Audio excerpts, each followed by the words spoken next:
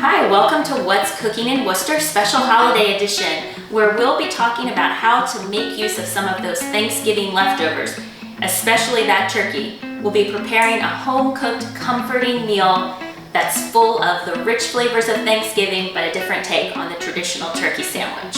We're going to start our recipe by boiling some pasta, where you want to make sure you prepare it al dente because this is going to be finished in the oven. Today we're going to use a whole wheat pasta, which gives us some extra fiber, but you could also use any of the vegetable-based pastas that are out now, such as spinach, carrot, lots of fun varieties to try.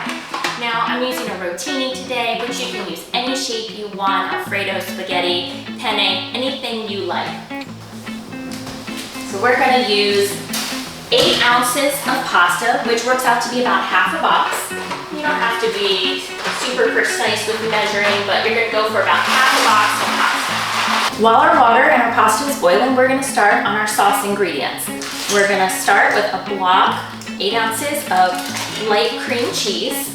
To that, we're going to add some Parmesan. This is shredded Parmesan, but you could use grated.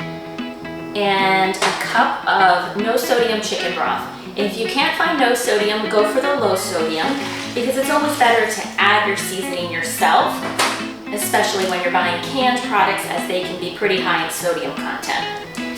So go ahead and blend this up. Might have to put your arm into it a little bit to get that cream cheese to break down and get a nice smooth consistency here. Our pasta's cooked and we're ready to drain it.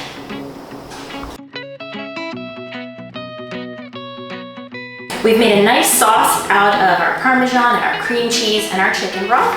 And now we're going to add our turkey leftovers. This is about 2 cups of roasted turkey. You can chop it, you can shred it, whatever you like. We're going to add a package of sliced mushrooms. You are welcome to buy these pre-sliced in the grocery store if you want to take a little help from the grocery store there and save yourself some time. And we have some chopped celery.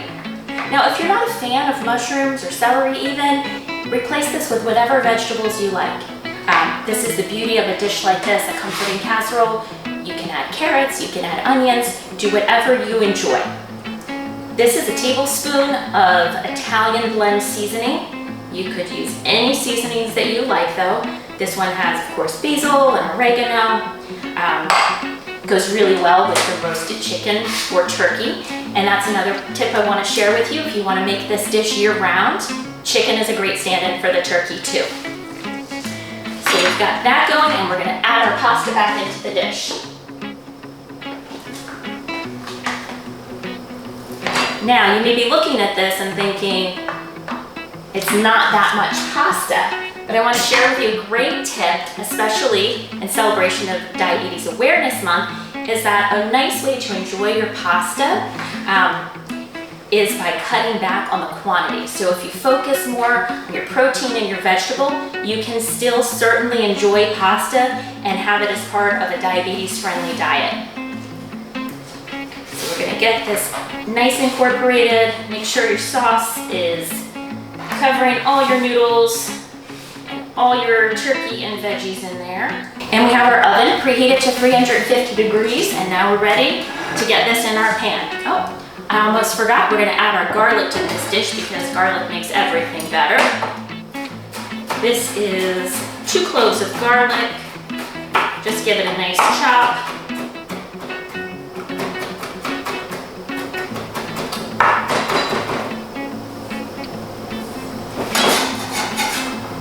Make a dish without garlic.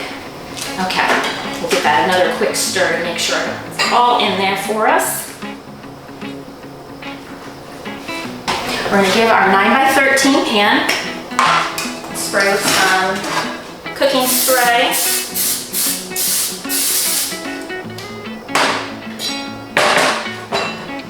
And we are ready to get our ingredients in.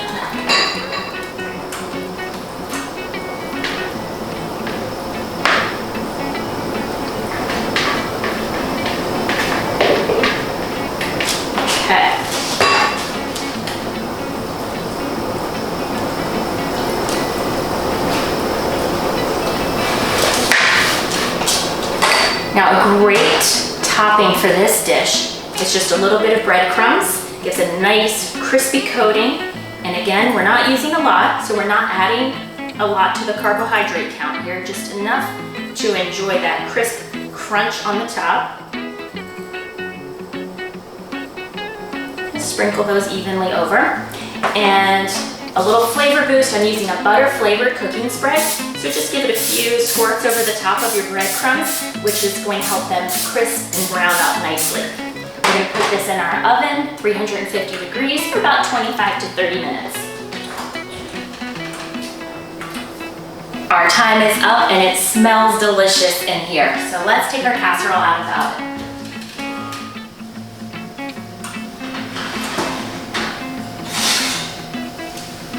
Doesn't that look beautiful? It's got a nice crisp crunch on the top. Remember, we don't want it to go too long so that our pasta still has a nice firm texture to it also. And let's get it plated up so we can see what it looks like. I wish everybody at home could smell and taste this with me because it really smells delicious.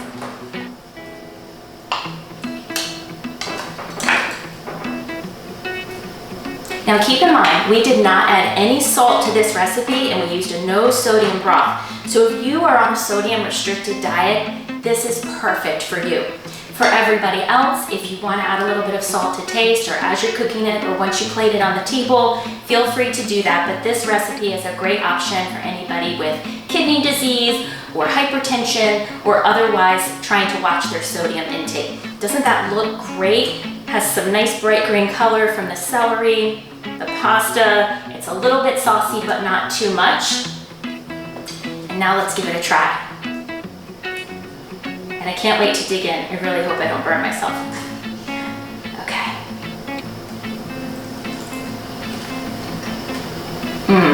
So yummy. It's like, kind of like a pot pie. Some really great flavors from all that Italian seasoning and that roasted turkey. So good. So remember to eat healthy, be active, and prevent diabetes today.